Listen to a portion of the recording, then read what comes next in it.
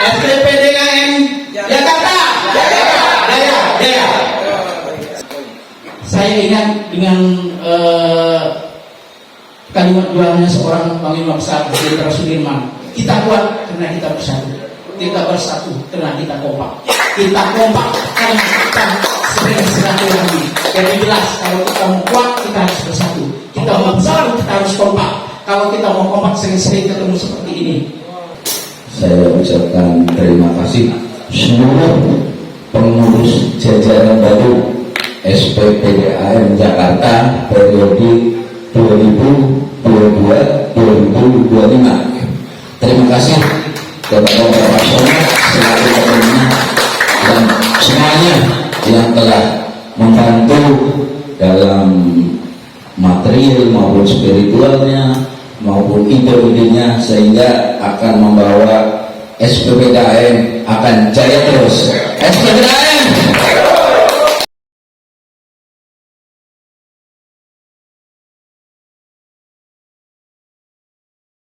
Artinya kami bersepakat bahwa dalam rangka menyikapi berakhirnya kerjasama Pamjaya dengan dua mitra, khususnya kami yang ditugaskan di dua mitra otomatis akan kembali kepada Pamjaya pada tanggal 31 Januari 2023. Jadi sehingga kami konsolidasi ini untuk mempersiapkan diri untuk bergabung kembali kepada Pamjaya sebagaimana tertuang di dalam PKS dan Secondment Agreement. Ya, kita coba menginventarisir jumlah anggota kita di tingkat rayon, wilayah, baik di Aitra maupun di Palija. Yang kebetulan hari ini kita undang adalah sifatnya hanya perwakilan, beberapa orang mewakili, karena ini jam kerja, hari kerja, jadi sehingga sangat terbatas. Jadinya yang hadir ini adalah representasi dari karyawan atau anggota SPPDKM yang diperbantukan di dua mitra Palija dan Aitra. Ya tentu dengan adanya event hari ini kami berharap semakin solid. Tentu kalau tidak dimulai membangun komunikasi dari tingkat korwil wilayah, ini kan bagian daripada strategi lah ke depan untuk bagaimana menyongsong PAM ini kembali dengan kerjasama mitra ini tanggal 31 Januari 2023. Persiapan tentu kami berpikir supaya lebih baik di rumah sendiri daripada di negeri orang. Sejelek-jeleknya di rumah sendiri pasti lebih baik daripada di rumah orang.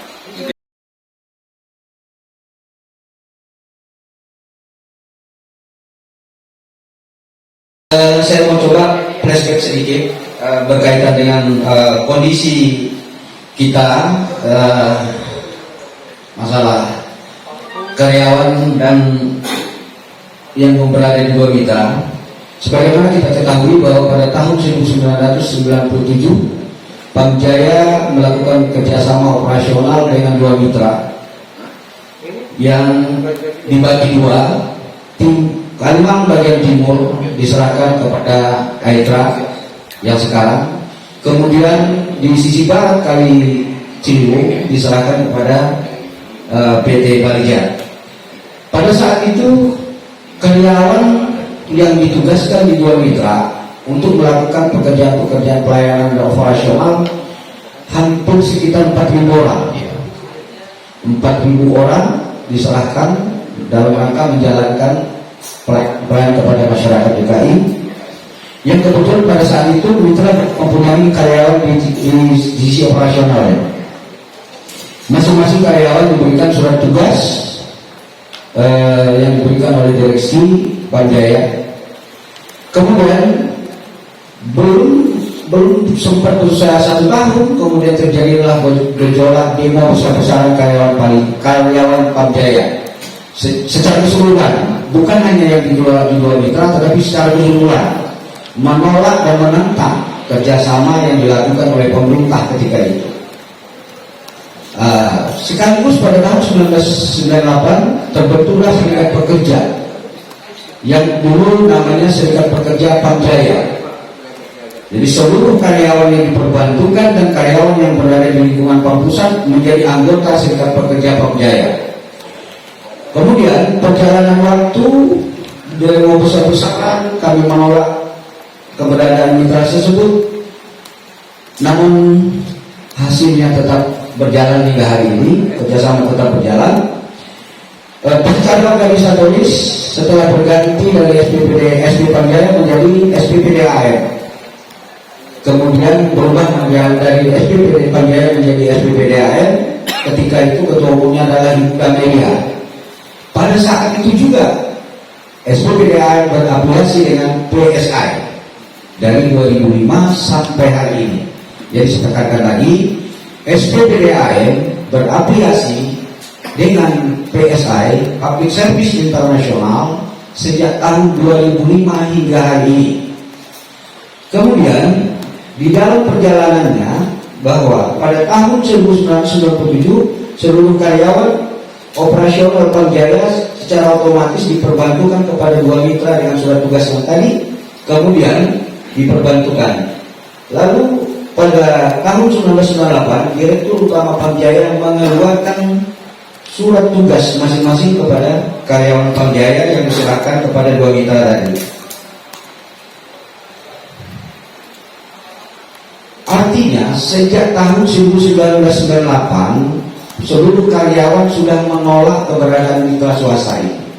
Yang mungkin ini bagian dari concernnya PSI terkait dengan public service terhadap masyarakat, bahwa kami sudah memulai sejak awal keberadaan mitra ini. Dan pada akhirnya seluruh efek daripada kerjasama ini sangat merugikan bagi karyawan, terutama karyawan yang diperbantukan di dua mitra. Saya kasih satu contoh. Apa yang diberlakukan di Pam Pusat tidak secara serta-merta berlaku bagi kami yang ada di bawah mitra. Padahal menurut putusan Mahkamah Agung nomor 31 tahun 2017, kerjasama ini melanggar hukum. Artinya atas dasar tuntutan citizen lawsuit ketika itu mereka memenangkan tuntutan itu, tuntutan warga negara terhadap warga negara dimenangkan, kemudian di-PK oleh pemerintah. Kemudian dalam perjuangan kami setelah 2016 sampai 2019, pertama yang kami lakukan adalah terkait dengan pemberlakuan pemberlakuan yang kami terima di mitra swasta, baik di Palija maupun di Aitra, selalu tidak sinkron dengan ketentuan di Pamjaya. Satu semisal, yang menaikkan pangkat dan golongan kami adalah otoritasnya Pamjaya, tetapi nilai yang menjadi dasar kenaikan pangkat itu yang menilai adalah kedua mitra. Sehingga banyak teman-teman kami atau anggota kami yang terganjal kenaikan pangkatnya karena syarat nilai yang KPI-nya tidak mencapai, yang ternyata terlalu tinggi. Sehingga pada kesempatan di awal kepengurusan kami lakukan itu perjuangan untuk menurunkan nilai capaian target yang menjadi syarat kenaikan pangkat tersebut, sehingga alhamdulillah diturunkan dari MR menjadi MR min. Dampaknya adalah karyawan yang tadi tidak naik pangkat menjadi naik pangkat, yang tadinya tidak dapat bonus menjadi dapat bonus. Itu satu poin. Kemudian pada tahun 2018 kalau tidak salah, kami juga sudah melakukan ada beberapa karyawan yang dipecat tidak hormat. Yang dipecat tidak hormat karena ada satu kasus dan sudah dipastikan akan dipecat dengan tidak hormat. Kemudian SPPDAN mencoba melakukan negosiasi dan bahkan sampai kepada kontak berunding, dan syukur alhamdulillah ketiga karyawan tersebut diberhentikan dengan hormat dan dipenuhi seluruh hak-haknya bahkan sampai kepada pensiunnya. Artinya hak pesangonnya dibayar, hak-hak yang lain dibayar, kemudian sampai kepada hak pensiunnya juga dibayar. 3 kasus yang kami sudah lakukan. Nah, kemudian pada hal lain yang saya katakan, ada pemberlakuan Pamjaya kepada kami yang di dua mitra. Kalau kami secara jelas mengatakan ini ada perlakuan diskriminasi. Yang mau nanti mungkin Pak Lek Sinaga sama ini Lain Purba nanti bisa koreksi saya kalau saya salah, saya bukan orang hukum. Pemahaman kami secara sederhana adalah diskriminasi itu adalah ketika diberlakukan perlakuan yang berbeda terhadap status yang sama. Artinya sama-sama karyawan PAM, tetapi perlakuan haknya berbeda. Nah, di sana di Pamjaya itu mengeluarkan SK nomor 54 tahun 2012 tentang TKK. TKK itu tunjangan kesejahteraan tadi. Nah, kami tidak diberlakukan ke kami. Kami tidak berlaku, kami tidak dapat tunjangan tersebut dengan alasan karena kami diperbantukan di luar mitra. Dan SK itu sendiri bunyinya hanya berlaku di lingkungan PAM pusat. Padahal menurut kami bahwa karena ada salah satu karyawan yang menuntut haknya ketika itu, dikatakan bahwa karyawan yang diperbantukan itu secara status hukum kepegawaiannya adalah tetap karyawan PAM. Artinya ketika kita berbicara masalah status hukum kepegawaian tetap sebagai karyawan PAM, begitu hak-haknya tidak gugur menurut logika kami. Artinya ketika statusnya karyawan PAM, maka haknya pun sama yang apa diberlakukan di PAM pusat dan di kedua mitra, karyawan di kedua mitra. Karena status kami diperbantukan. Sama TKK ini. Kami sebut namanya TKK. Itu SK-nya nomor 54 dan nomor Nggak ada. SK-nya tahun 2012 nomor 54. Sampai hari ini masih berlaku dan tidak diberlakukan kepada kami. Dan kami sudah pernah usulkan. Oke. Nah, kemudian yang paling agak lebih krusialnya lagi, yang mungkin nanti bisa kita diskusikan bahwa kontrak kerjasama ini kan sejak 1998 sampai berakhir 2023. Dimulainya jelas, diakhirinya jelas. Artinya dimulai 1997 kemudian direvisi 1998 dan akan berakhir di tahun 2022 bulan Januari, 31 Januari. Oke? 31 Januari. Nah, yang saya sempat sampaikan tadi bahwa di ujung kerjasama ini karyawannya itu defisit karyawan, kehabisan karyawan. Yang di awal tadi saya sudah sampaikan ketika kerjasama dimulai di tahun 1998, karyawan itu diserahkan kepada mitra sebagai yang memperbantukan. Artinya perwakilan Pamjaya yang di dua mitra itu sekitar hampir 4.000 orang. Tetapi ketika di tahun 2022 ini kurang lebih 300, di akhir kerja 2023 tinggal 260 orang. Nah, sementara ketika per Januari atau 1 Februari 2023 seluruh operasional itu akan dikendalikan langsung oleh Pamjaya. Kalau kita bicara masalah karyawan kurang lebih hanya masih di bawah 300, sementara pelanggan kita kalau digabung timur dan barat yang sekarang dikelola dan dioperasionalkan oleh Aitra itu dan digabung dengan Pamjaya kurang lebih 1 juta pelanggan. Kalau kita mengacu kepada teori pelayanan, artinya berapa kita butuhkan karyawan itu? Kondisi sekarang saja, rasio yang sekarang saja kurang lebih Pamjaya Aitra itu sekitar 2.000 lebih. Existing sekarang ini dengan kalau kita gabung karyawannya itu sekitar 2.000-an lah ya, kurang lebih 2.000-an. Nah, ya di luar outsourcing kan ada outsourcing, ada pihak ketiga.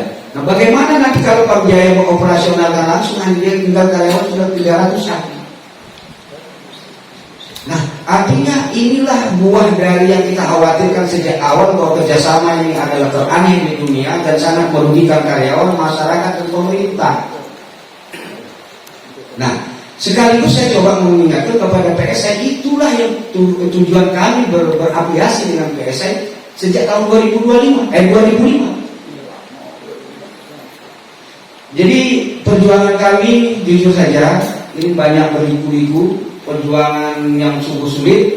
Saya katakan tadi adalah kami berjuang sisa-sisa tenaga kerja di seharian penuh. Lalu tantangan, hambatan itu luar biasa. Jadi yang kami dapatkan ya tentunya tidak semaksimal. Secara anggota kami banyak, terdaftar sebagai anggota kami banyak. Tapi kalau untuk hal-hal pembahasan rapat agak sulit. Ya mungkin saya harus maklum karena kalau bicara masalah perjuangan kondisi ini kan sejak 1998 sampai hari ini titik jenuh sudah masuk. Tetapi buat kita yang tersisa ini tidak ada alasan untuk mundur atau berhenti. Karena prinsipnya adalah bangun melawan atau kita injak mati. Nah, sekarang ini artinya apa? Yang kami khawatirkan sekarang adalah apa? Ketika kami berangkat kemarin itu masih Pamjaya namanya. Pamjaya. Nah, sekarang ini berubah namanya Perumda, Perusahaan Umum Daerah. Artinya secara badan hukumnya sudah berubah. Kami berangkat masih Pamjaya, kami balik sudah Perumda. Ini ada satu indikasi lagi bahwa selama ini kita tetap sama berlaku, kita gaji kita ini sesungguhnya penghasilan kami ini sesungguhnya adalah yang bayar Pamjaya, juru bayarnya mitra. Kenapa? Tanggalnya ditentukan oleh Pamjaya, nilainya ditentukan oleh Pamjaya, mitra itu hanya juru bayar. Dia tidak akan memberikan apapun kalau tidak ada SK dari Pamjaya. Tapi nilai yang diberikan dengan Pamjaya kepada karyawan pusat dengan kami berbeda. Ada berkaitan dengan kondisi ke depan yang 2023 ini karyawan tinggal sisa sekian orang. Ada dua hal yang kita usulkan. Ada namanya PP 45 2015. PP 45 2015 itu perpanjangan usia pensiun. Perpanjangan usia pensiun dari 56 ke 58. Itu dimulai per Januari 2019. Nah, itu pun kami sudah pernah usulkan, lagi-lagi ditolak. Lagi-lagi ditolak. Nah, padahal kita sudah sampaikan usulan kami itu jelas adalah sangat realistis, sangat logis. Argumennya jelas bahwa ketika diberlakukan perpanjangan usia pensiun itu maka akan mampu menghambat karyawan pensiun sekian ratus orang. Ketika karyawan ini kembali, Pamjaya masih ada tersisa perpanjangan usia ini. Secara gradual atau secara berjenjang dia rekrutmen karyawan baru kan ada pendamping. Argumen kami seperti itu.